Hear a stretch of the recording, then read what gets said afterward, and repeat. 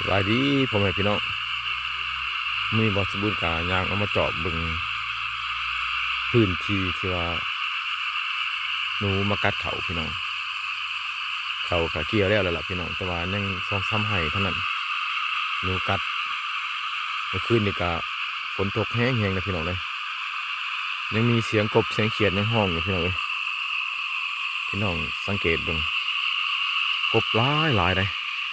เสียงกบเสียงเขียดเป็นห้องเป็นกบเป็นเขียดธรรมชาตินะพี่น้อง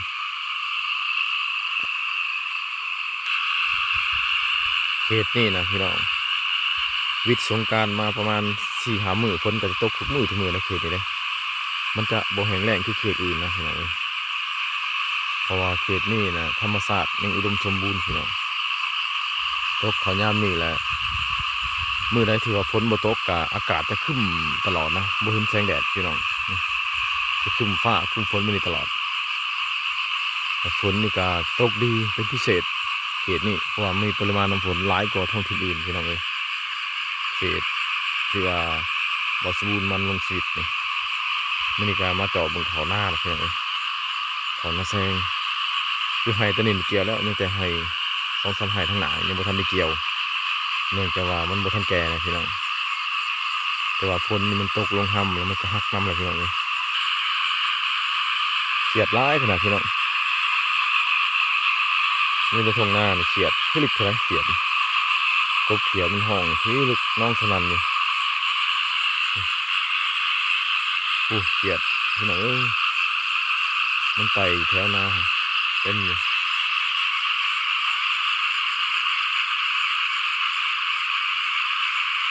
มื่อนี้ก็คือสิตกอีกฝนนี่พี่น้องอากาศครึ้มใหม่ละบนท้องฟ้าก็ครึ้มหมดเลยเนี่ยคาดว่าต้องสวยๆจะหน่อยคือสิตกอีกนะพี่น้อง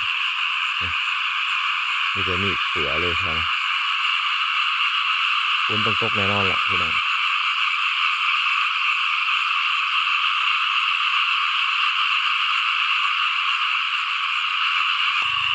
ข้าวหน้านี่ก็บ่อยากงามปานใดพี่น้องเพราะว่าน้ำไหลผ่านตลอดฝุ่นมันไหลนี่เบิดนะพี่น้องปุ๋ยเคมีเขากับบริษัทมีแต่ฝุ่นที่มันข้างในดิน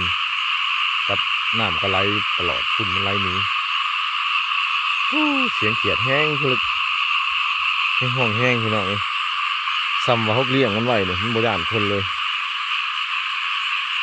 อันนี้เป็นเขียดหน้าของแมนพี่น้องบ้านเขาเอิ่นเขียดหมู่แต่ภาษาไทยเอิ่นเขียดยังกระบู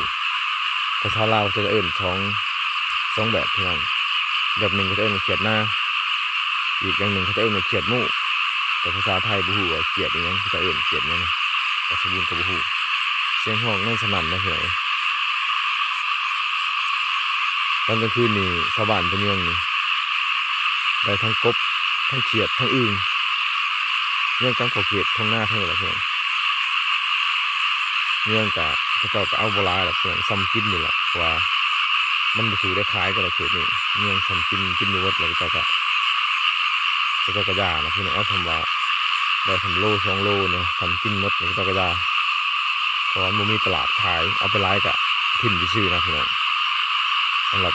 กบเขียดนี่นะมีร้ายพี่น้อง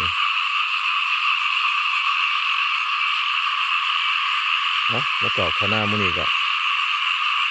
เอาบรรยากาศฟังเสียงกบเสียงเขียดมาถามพี่น้องคือพี่น้องเนี่ยขั้นแรกก็สิครับขึ้นเมื่อละบ้าน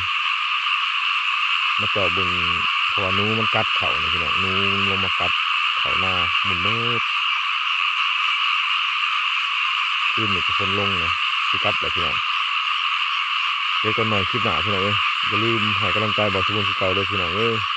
อย่าลืมกดไลค์กดแชร์กดติดตามแล้วก็คอมเมนต์เพื่อทักทายสบายดีหักแพงกันพี่น้องสำหรับคลิปนี้ขอจบที่นี่พี่น้องขอขอบใจ